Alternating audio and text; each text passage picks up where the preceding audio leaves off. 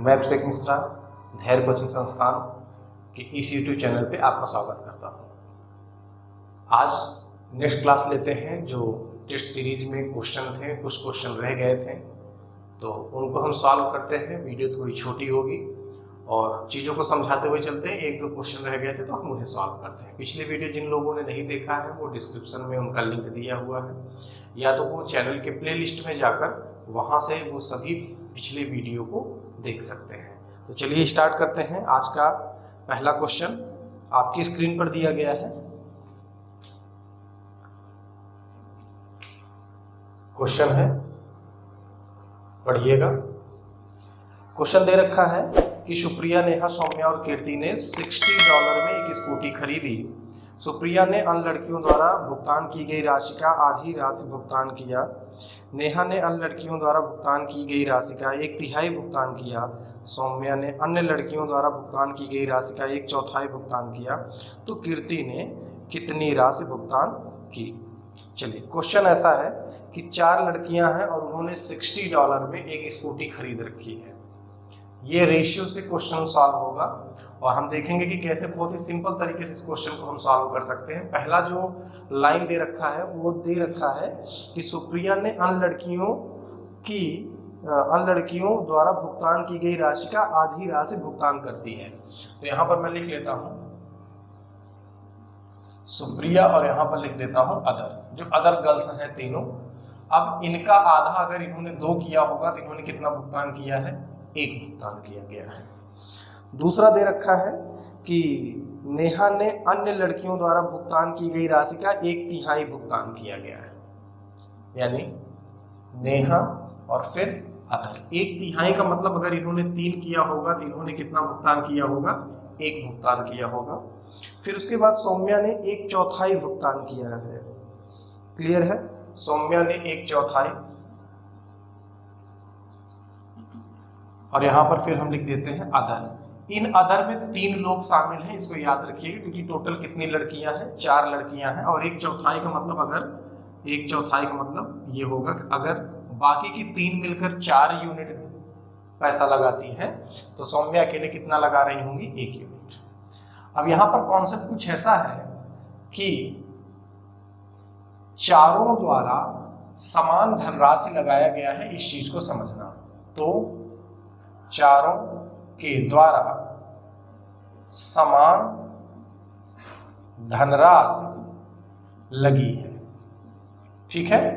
अब अगर इनका धनराशि देखा जाए तो इनके द्वारा जो टोटल होगा वो टोटल कितना होगा? 3 यूनिट। इनके द्वारा अगर टोटल देखा जाएगा तो इनके द्वारा जो टोटल होगा वो कितना होगा? 4 यूनिट। और इनके द्वारा अगर टोटल देखा जाएगा तो इनका टोटल कितना हो जाएगा? 5 यूनिट। अब मुझे ये सब के सब क्या करने हैं? टोटल जो होगा वो क्या होगा? इक्वल होगा, यानी क्या होगा? समान होगा। जो टोटल होगा वो क्या होगा? समान होगा। आगे बढ़ते हैं। अब इनको समान करने के लिए क्या होगा? समान का मतलब क्या होता है? एलसीएम। टोटल का मतलब क्या होता है? एलसीएम। आपने टाइम एंड वर्क के बारे में मैंने जो वीडियो बनाई है आप उसको देखिएगा तो वहाँ मैंने बताया था कि अर्थमेटिक की भाषा में जब भी टोटल की बात की जाएगी तो वहाँ पर 90% चांस होता है कि मुझे एलसीएम के बारे में सोचना है। तो अब इनका जब आप एलसीएम लेंगे तो इनका एलसीएम आ जाएगा 7। तो इनको 60 बनाने के लिए इसमें कितने का गुणा करेंगे? 20 का। इसको 60 बनाने के लिए इसमें कितने का गुणा करेंगे? 15 का। और इसको 60 बनाने के लिए कितने का गुणा करेंगे? 12 का। अब इस हिसाब से आपके पास सुप्रिया की जो धनराशि आ जाएगी वो कितनी आ जाएगी? 20 एक कम 20, क्योंकि इस 20 का क्या होगा? इनमें गुणा होगा तो कितना आ जाएगा?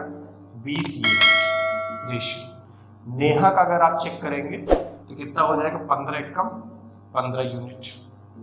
उस हिसाब से सौम्या का चेक होगा, ठीक है। तो सौम्या के द्वारा लगाई गई धनराशि कितनी है? 12 यूनिट। अब आगे बात करते हैं अगली राशि कीर्ति की। अब टोटल राशि कितनी बननी है? टोटल राशि कितनी बननी है? 60 यूनिट। टोटल कितना आ जाएगा? Total 60 unit. टोटल कितना हो जाएगा? 60 यूनिट। और 60 यूनिट का मतलब कितना दे रखा है? 60 यूनिट का मतलब दे रखा है $60। तो 1 यूनिट की वैल्यू कितनी हो जाएगी? $1। तो 1 यूनिट की वैल्यू कितनी हो जाएगी? $1। अब आपको कीर्ति का पता करना है कि कितना होगा, तो अब आप यहाँ से इन सबको ऐड कर देंगे, कितना आ जाएगा? 5 2 7 और 2 1 3 1 4, 47 यूनिट। अगर इनका 47 यूनिट लगता है तो फिर इनका कितना लगेगा? 13 यूनिट, और 13 यूनिट की वैल्यू कितनी हो जाएगी? $13। तो इस सवाल का आंसर कितना हो जाएगा? $13। तो $13 इस सवाल का आंसर हो जाएगा कि कीर्ति के द्वारा कितना पैसा लगा होगा? $13 का पैसा लगा होगा। आप क्या करना है? सुप्रिया का 20, इनका 15, इनका 12, जब आप जोड़ेंगे तो 5 2 7 और 2 1 3 और 1 4, टोटल 47 यूनिट हो गया। और मुझे टोटल बनाना कितना था? 60 यूनिट। तो 60 में से 47 चला जाएगा, बचेगा कितना? 13 यूनिट, और $13 इसका क्या हो जाएगा? आंसर हो जाएगा। क्लियर है? चलिए अगले क्वेश्चन पे चलते हैं।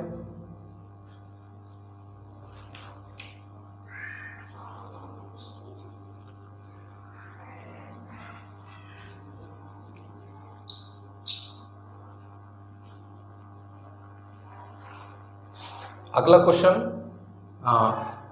थोड़ा सा बड़ा क्वेश्चन है, इसलिए आप पहले क्वेश्चन को स्क्रीन पर मैं देता हूं और पहले आप ध्यान से क्वेश्चन को समझिएगा। क्लियर है?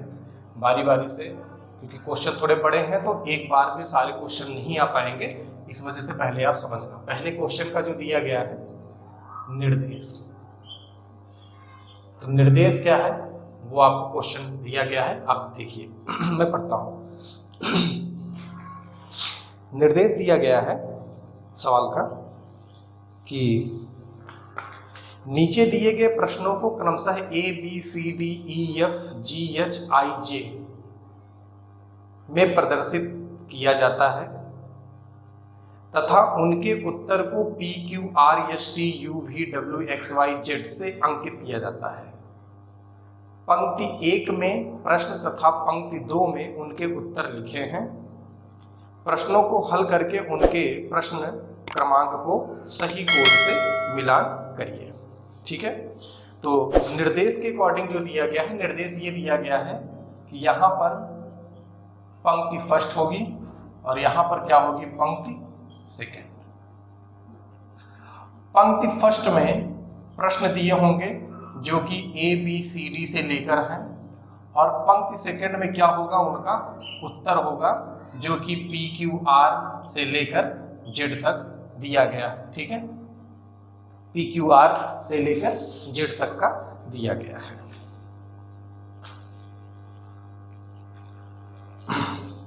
चलिए अब आपको क्या करना है? ये तो हो गया आपका निर्देश। अब आपको क्वेश्चन दे रखा है, वहां पर क्वेश्चन स्क्रीन पर होगा।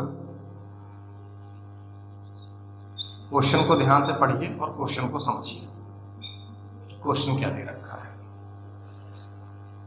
आपको प्रश्न ए दे रखा है, प्रश्न बी, प्रश्न सी, प्रश्न डी, इस तरीके से ये सभी प्रश्न दिए गए होंगे। आप बारी बारी से सभी प्रश्न को पढ़िएगा और उसके बाद उसका उत्तर दिया गया है।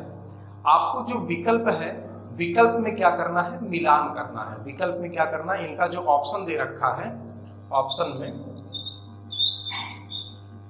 इनका जो ऑप्शन दे रखा है, option A, option B, option C, option D, ये जो दे रखे हैं, अब आपको इसमें ये करना है कि जैसे मान लीजिए कि आपने पहले प्रश्न को सॉल्व किया, प्रश्न ए को, और ए का उत्तर अगर मान लेते हैं कि यहाँ पर जेड के पास है, तो ए का मिलान कहाँ लगेगा? जेड पे लगेगा।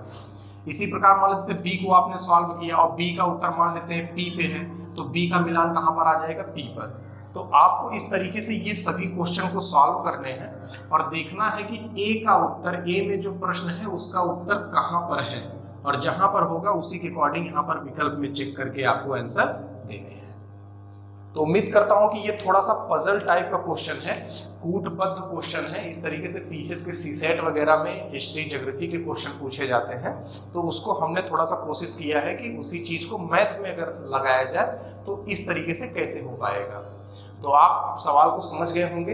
अब मैं सवाल को सॉल्व करने की कोशिश करता हूँ और आप ध्यान से समझना।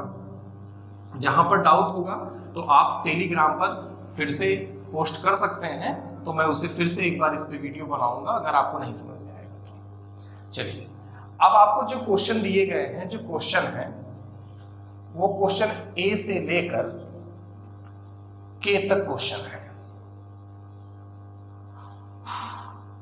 जो क्वेश्चन है A B C D E F G H I J K, तो इतने क्वेश्चन हैं, ठीक है। अब आपको ध्यान से समझना, इस प्रकार के प्रश्न में अच्छा जो आंसर दिया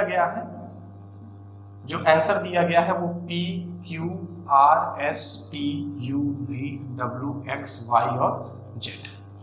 अब आपको क्वेश्चन ए सॉल्व करना है और उसका आंसर जिसके पास होगा वहां पर टिक कर देना है। अब ऐसे प्रश्नों में ये सभी क्वेश्चन को सॉल्व करने की आवश्यकता नहीं है कि आप एग्जाम में बैठ जाइए और ये टोटल 11 क्वेश्चन को सॉल्व करिए। ऐसा नहीं है कि आप पूरे के पूरे 11 क्वेश्चन को सॉल्व करिए। बात समझ में आ रही है? आप ऑप्शन पे निगाह लगाइएगा। इस प्रकार के जो कूट संबंधित प्रश्न होते हैं उनमें आपको 1 2 3 क्वेश्चन भी सॉल्व कर लेंगे तो आपका एग्जाम में बच्चा क्या गलती कर रहा होगा कि वो सभी क्वेश्चन को सॉल्व करने लग रहा होगा, और ये गलत होगा। आप कहीं से भी स्टार्ट उठा लीजिए, जरूरी नहीं कि आपको यहाँ पर जितने क्वेश्चन 11 दिए गए वो 11 के 11 आंसर आपको पता होंगे, ऐसा नहीं है। आपको जो आंसर पता होगा आप उसी को स्टार्ट करिए। जैसे मैं क्वेश्चन को एक बार अगर फिर से दिखाता हूं, तो क्वेश्चन में जैसे मैं स्टार्ट करता हूं, मैंने क्वेश्चन ले लिया बी। अगर मैं बी क्वेश्चन को ले लेता हूं और बी क्वेश्चन में दे रखा है, मैं पढ़ता हूं बी क्वेश्चन पे, आप लोग निगाह लगाइएगा क्वेश्चन बी को।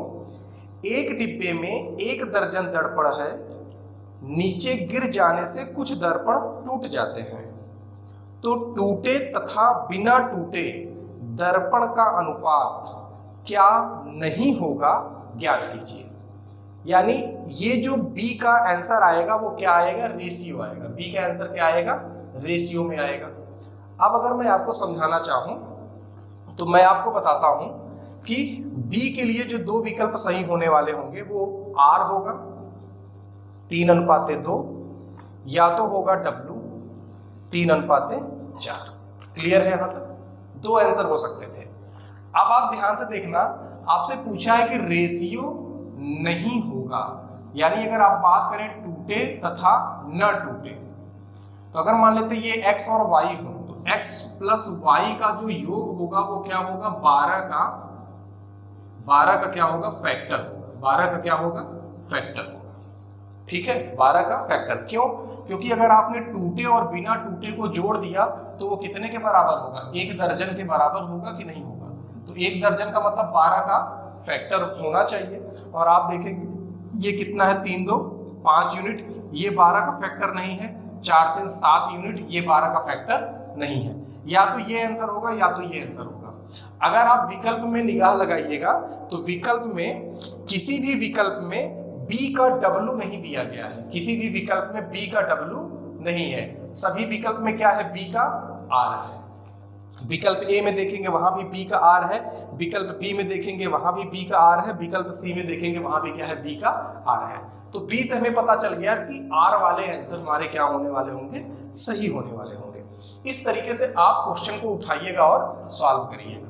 तो कोई भी 1 2 क्वेश्चन से आप पता कर लेंगे। तो सबसे पहले कूट संबंधित प्रश्नों को सॉल्व करने के लिए आप विकल्प पे ध्यान दीजिए, जैसे कि मैं देखता हूं और आप स्क्रीन पे भी देखिएगा।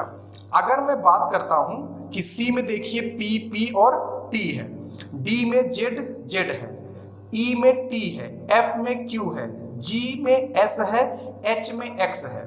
अगर मैं देखूं तो H एक ऐसा क्वेश्चन है जहां पर विकल्प बदल गए हैं। आप ऑप्शन में देखिएगा, A का W है, A थोड़ा बड़ा क्वेश्चन है, आप उसे ड्रॉप कर दीजिए, आप सॉल्व कर सकते हैं। B में R है, C में P है, D में हर जगहों पर Z है, E में हर जगहों पर T है। तो इस तरीके से मान लेते हैं हम H को सॉल्व करते हैं। तो H को अगर आप सॉल्व करेंगे तो 99 से भाज्य, आपसे बोला गया है H का है 99 से भाज्य। आपको पता होगा कि 99 से जो भाज्य है अकेले x दिखता है, और x में कितना है 17325, क्योंकि 99 से भाज्य होने वाली संख्या तो बड़ी होगी ना। 99 से भाज्य होने वाली संख्या क्या होगी, बड़ी होगी। तो h का x हो गया। और भी क्वेश्चन आप उठा लीजिए, जैसे मैं मान लेता हूं कि जैसे मैं उठा लेता हूं कि C। अब C में बोला है कि आवृत्ति संख्या कौन सी है, आवृत्ति संख्या। आवृत्ति संख्या, अब आप देखिए कि आवृत्ति संख्या कौन सी हो पाएंगी। जैसे मैं ऑप्शन में देखता हूं तो 7/12,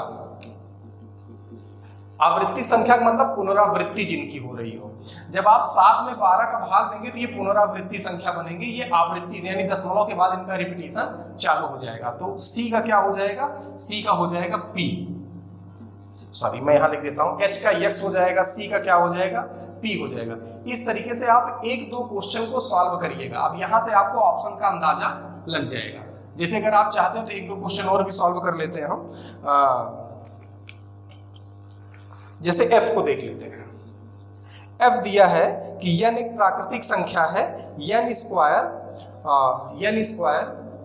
ब्रैकेट में n स्क्वायर -1 हमेशा भाज्य होगा। अगर n प्राकृतिक संख्या, n क्या है, एक प्राकृतिक संख्या, अगर प्राकृतिक संख्या है तो आप इसको 2 वैल्यू पुट कर दीजिए। आप 1 भी पुट कर सकते हैं, लेकिन अगर आप 1 रख देंगे तो 1 का स्क्वायर और 1 माइनस 1 कितना हो जाएगा, 0 हो जाएगा। प्राकृतिक संख्या है तो 0 नहीं पुट कर सकते, 1 भी नहीं पुट कर सकते। एक प्राकृतिक संख्या है लेकिन उसको यहाँ पर n की नहीं मान सकते वैल्यू। रीजन क्या है कि अगर आप 1 का स्क्वायर करेंगे तो 1 का स्क्वायर -1 वो क्या हो जाएगा, 0 हो जाएगा।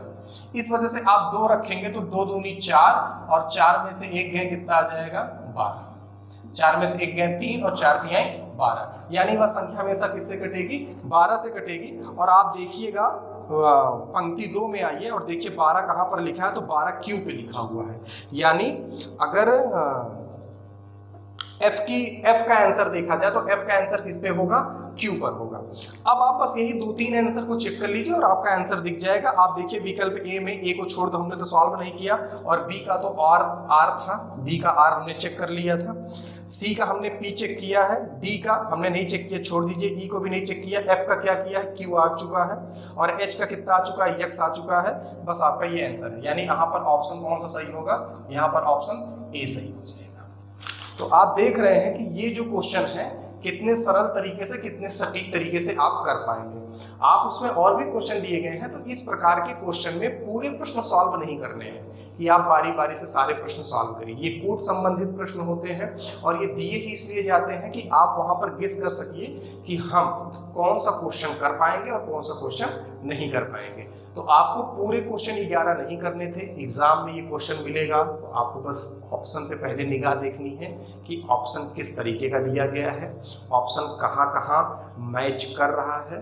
तो जो क्वेश्चन, जो 1-2 विकल्प आगे पीछे होंगे, जिस तरीके से रीजनिंग में आप करते हो, एनालॉग टेस्ट वगैरह किया जाता है, क्रमागत परीक्षण किया जाता है रीजनिंग में, तो हम सारे ऑप्शन चेक कर लेते हैं कि जहाँ पर, जैसे आप डिक्शनरी के क्वेश्चन देखते होगे वर्णमाला क्रम में, डिक्शनरी का क्वेश्चन आता है रीजनिंग में, तो हम डिक्शनरी में चेक करते हैं कि जो कौन सा लेटर पहले आएगा, तो जो जो लेटर समान होते हैं उनको छोड़ते चले जाते हैं। सेम उसी तरीके से इसमें भी ऑप्शन को चेक करना है। जो जो ऑप्शन में क्वेश्चन के विकल्प समान है उनको छोड़ दीजिएगा। जहां पर थोड़ा सा लगे कि हाँ यहाँ पर थोड़ा सा डाउट है, आप उसी क्वेश्चन को सॉल्व करिए और उसका आंसर देख लीजिए, आपका ये क्वेश्चन सॉल्व हो जाएगा। तो उम्मीद करता हूँ कि ये जो सेशन है छोटा सा आपको समझ में आया होगा। जो क्वेश्चन का डाउट था, जो बच्चे टेलीग्राम पे भी कर चुके थे कि क्वेश्चन का डाउट है, तो मैंने क्लियर कर दिया है। तो लगभग ये जो 30-40 क्वेश्चन की जो सीरीज थी ये आपकी कंप्लीट हो गई होगी। आपको कॉन्सेप्ट समझ में आया होगा। जिन बच्चों को इस क्वेश्चन को लेकर डाउट होगा वो फिर से टेलीग्राम या कमेंट बॉक्स में कमेंट कर सकते हैं। मैं एक बार फिर से कोशिश करूँगा क्वेश्चन को समझाने की। अगर आपको वीडियो समझ में आया होगा तो वीडियो को शेयर करिए।